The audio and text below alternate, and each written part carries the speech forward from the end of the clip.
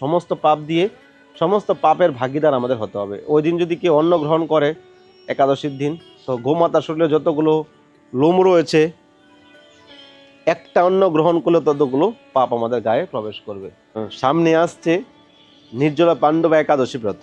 তো কবে পড়েছে, ক তারিখ পড়েছে, কিভাবে আপনারা নির্জলা ব্রত পালন করবেন, আজকে এই ভিডিওতে আপনাদেরকে সহজভাবে, মানে অনেক লীলা আছে, যাই হোক ওসব লীলা এখন বলছি না। তো মেন কথা হলো এই যে 24টা একাদশীর ব্রতের ফল লাভ করব, তো কি একাদশী করলেই হয়ে যাবে নিয়ম নিষ্ঠা সদাচার না মেনে? তো দেখতে পাচ্ছেন ওয়েদার কত সুন্দর করছে, তো ওয়েদার দেখতে দেখতে মুগ্ধ হয়ে যাচ্ছে, এত সুন্দর লাগছে। আরে গোবিন্দ! তো বৃন্দাবনের ওয়েদার খুবই সুন্দর মৌসুম করেছে।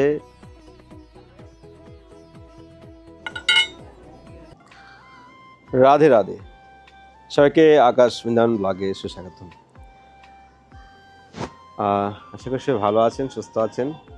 তো বৃন্দাবনের ওয়েদার খুবই সুন্দর মৌসুম করেছে, অলরেডি কিছুক্ষণ আগে বৃষ্টি এসেছিল। তো যাই হোক, আগে আজকের টপিকটা বলে নিই, তারপরে একটু দেখাবো আপনার চারদিকটা। আগামী সামনে আসছে নির্জলা পাণ্ডবা একাদশী ব্রত। তো কবে পড়েছে, ক তারিখ পড়েছে, কিভাবে আপনারা নির্জলা ব্রত পালন করবেন, আজকে এই ভিডিওতে আপনাদেরকে সহজভাবে বলার চেষ্টা করব। তো দেখতে পাচ্ছেন, এই দেখুন পুরো নীল আকাশ, এত সুন্দর লাগছে না দেখতে, আপনাকে মুগ্ধ করে তুলবে। এই দেখুন, ড্রোনটা তো খারাপ হয়ে গেছে, তো ঠিক করেছিলাম, তো ড্রোনটা এখন সেল করার জন্য প্রিপারেশন নিচ্ছি। দেখা যাক পরে নেক্সটে যখন ভালো ড্রোন আসে তো আপনাদের দেখানোর চেষ্টা করবো। আজকে সকালবেলা এত সুন্দর ওয়েদার করেছে না, উফ, মানে মুগ্ধ হয়ে গেলাম। আর এখানে তো আরও সুন্দর করেছে। তো যাই হোক, কথা না বাড়িয়ে আজকে টপিকটা আপনার সঙ্গে বলার চেষ্টা করি। আগামী 25শে জুন গুরুবার বৃহস্পতিবার পড়েছে পাণ্ডবা নির্জলা একাদশী ব্রত। এই একাদশীকে ভীম একাদশীও বলা হয়, কেননা ভীমসেন এই একাদশী ব্রত পালন করেছিলেন। তো আমরা সেই একাদশী ব্রত, সেই নির্জলা একাদশী ব্রত কীভাবে পালন করতে পারি? প্রত্যেকটা একাদশী নির্জলা নিয়ম রয়েছে, কিন্তু আমরা কলির জীব, আমাদের আহার না করে আমরা থাকতে পারি না, জল না খেয়ে আমরা থাকতে পারি না। তো কিছু কিছু লোক হয়তো করে নির্জলা, যারা বাবাজি লোক রয়েছে, তার মধ্যে হাতে গোনা কিছু, সবাই তো পারে না। তো যাই হোক, এই নির্জলা ব্রত আপনারা কীভাবে পালন করবেন? খুব সহজে আপনারা পালন করতে পারেন, যদি আপনি প্রিপারেশন নিয়ে পালন করেন, তা আপনি যে কেউ এই ব্রত করতে পারবে। তো খিদা তো হালকা ভাব আসবেই, যদি আপনার মধ্যে ভক্তি প্রীতি প্রেম থাকে, তখন কোথায় খাওয়া, কোথায় দাওয়া, কোথায় ঘুম, সব চলে যাবে এক মিনিটে। তো একাদশী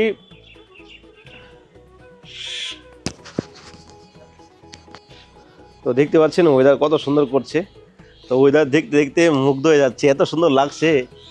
আরে গোবিন্দ! যেমন মেঘ আকাশ ছুঁয়ে যাবে। হ্যাঁ, তো আপনারা একাদশী ব্রত খুব সহজে পালন করতে পারবেন।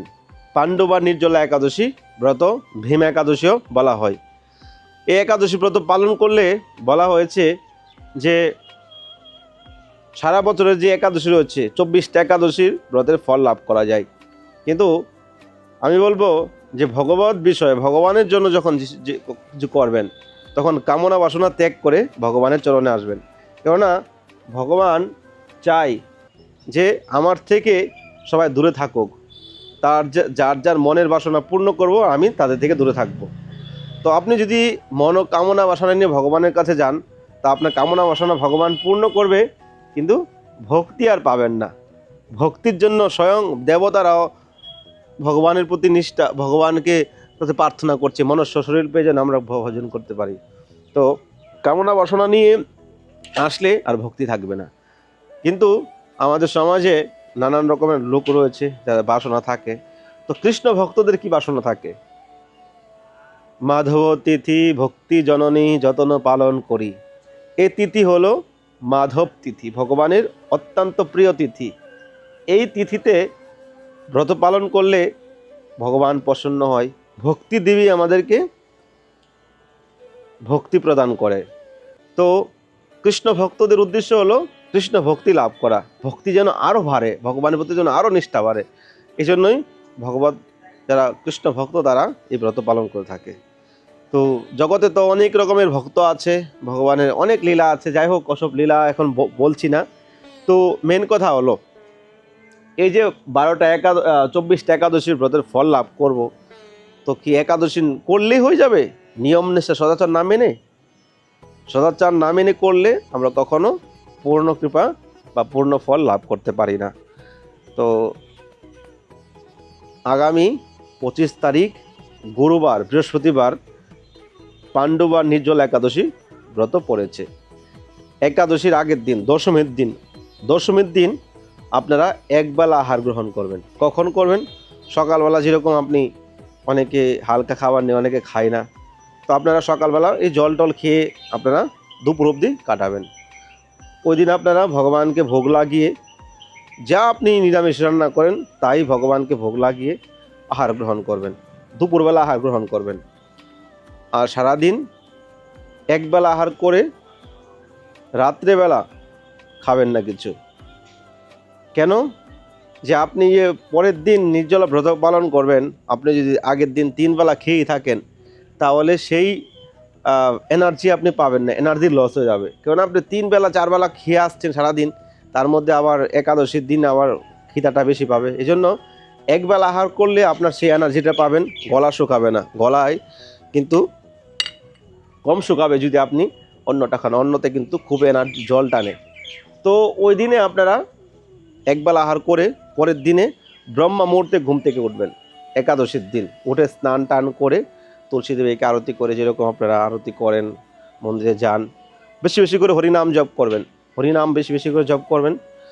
গীতা ভাগবত সাধ্য অনুযায়ী আপনারা পাঠ শ্রবণ করবেন।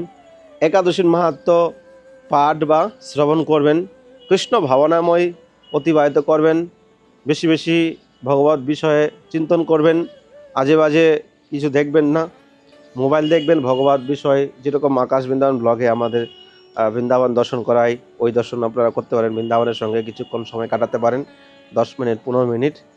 আর সারাদিন কৃষ্ণ ভাবনাময় কাটিয়ে যদি আপনার গলা শুকিয়ে যায়, জল পিপাসা পায়, তো আপনারা 2 বার 3 বার 4 বার 5 বার স্নান করে নেবেন। স্নান করলে সেই ক্লান্তি ভাবটা কমে যায়। আর এইভাবে আপনারা একাদশী ব্রত পালন করে রাত্রেবেলা রাত জাগরণ করার চেষ্টা করবেন। অনেকে তো রাত জাগরণ করার পরিস্থিতি থাকে না, তো প্রয়াস করবেন, বাড়িতে যদি থাকে 4 জন 5 জন বা পাড়াপড়শিতে ভক্তরা থাকে, তো সবাই মিলে প্রয়াস করবেন হরিনাম সংকীর্তন করে আপনারা রাতটা জাগরণ করার জন্য। তারপর ব্রহ্মা মুহূর্তে আবার পরের দিন স্নান করবেন। পরের দিন উভয় ব্রহ্মা মুহূর্তে আবার স্নান করবেন। দ্বাদশীর দিন স্নান টান করে আপনারা যেরকম ভগবানের নিত্যকর্ম পূজা পাঠ আপনারা করে পারণের টাইমে আপনারা জগন্নাথের হালকা প্রসাদ পেয়ে কিনকা নিয়ে প্রসাদ পেতে পারেন। আর ওই দিন আপনারা ব্রাহ্মণ বা বৈষ্ণব, শুদ্ধ বৈষ্ণবকে আপনারা ভোজন করাবেন। ভোজন করিয়ে কাপড় বস্ত্র দক্ষিণা আপনারা দান করতে পারেন। সাধ্য অনুযায়ী দান করে আপনারা ওই দিন আহার করবেন। ওই দিনে একবেলা আহার করবেন। এভাবে আপনারা সম্পূর্ণ নির্জলা একাদশী ব্রত পালন করতে পারেন। এবার ছোট বড় সব রকমেরই ভক্তরা একাদশী ব্রত পালন করতে পারেন। এই একাদশীর ব্রতের দ্বারাই আমরা বছরের 12টা একাদশী ব্রতের ফল, 24টা একাদশী ব্রতের ফল লাভ করতে পারি। তো জীবনটা খুবই ছোট, এই ছোট সময়ে ভগবানের জন্য যদি কিছু করেন তো তাতে আপনার জীবনে কৃপা হবে। আর যদি ভগবানের জন্য কিছু না করেন তাহলে মনুষ্যজন্মটাই বৃথা হয়ে গেল। আর একাদশী ব্রত পালন করলে সমস্ত পাপ থেকে আমরা মুক্তি পাবো, ভগবানের প্রতি নিষ্ঠা হবে, ভগবানের প্রতি ভক্তি বাড়বে এবং আমাদের জীবনে সমস্ত বাধা কেটে যাবে। আর যদি আমরা ব্রত পালন না করি তো আমাদের অনেক পাপের কথা বলা হয়েছে, যেরকম পাপ পুরো সৃষ্টি করেছে, সমস্ত পাপ দিয়ে সমস্ত পাপের ভাগীদার আমাদের হতে হবে। ওই দিন যদি কেউ অন্ন গ্রহণ করে একাদশীর দিন, তো গোমাতার শরীরে যতগুলো লোম রয়েছে, একটা অন্ন গ্রহণ করলে ততগুলো পাপ আমাদের গায়ে প্রবেশ করবে। সেই জন্য একাদশীর দিন অন্ন নিষিদ্ধ রয়েছে, পঞ্চশস্য নিষিদ্ধ রয়েছে, ফল আর করে একাদশী ব্রত পালন করতে হয়, ফল জল করে। কিন্তু এটা পাণ্ডব আর নির্জলা, এই ভীমসেন এই একাদশী ব্রত পালন করেছিলেন। ভীমসেন এত খেত, একটা কয়টা হাতি খাওয়ার সময় নাকি ভীমসেন আহার গ্রহণ করতেন। তো ভীমসেন এই একাদশী ব্রত খুব কষ্ট করে পালন করেছিলেন, খুব কষ্ট করে। তো আপনি কষ্ট করে পালন করেন তাহলে মিষ্টি পাবেন, কষ্ট জীবনে না করেন তাহলে মিষ্টি পাবেন না কোনো সময়। তো এই হলো একাদশীর কিছু নিয়মকরণ। যদি আপনারা আমার সঙ্গে কন্ট্যাক্ট করতে জানার থাকে তো আপনারা আমার সঙ্গে কন্ট্যাক্ট করতে পারেন। আর যদি ভাবেন যে বৃন্দাবনে আমরা বৈষ্ণব সেবা দিব, আমাদের দ্বাদশীতে, আমি তো বৈষ্ণব সেবা দিব, দ্বাদশীতে আমাদের বৈষ্ণব সেবা হবে, আপনারা চাইলে দ্বাদশীতে বৈষ্ণব সেবায় যুক্ত হতে পারেন স্ক্রিনে নাম্বারে, চাইলে আমার সঙ্গে এই নাম্বারে কন্ট্যাক্ট করতে পারেন। তো দেখা হচ্ছে নতুন ভিডিওতে, নতুন ব্লগে। সবাইকে রাধে শ্যাম, নিতাই গৌর, হরি হরি হরি বল, গৌরাঙ্গ। দেখুন কত সুন্দর করছে স্কাই।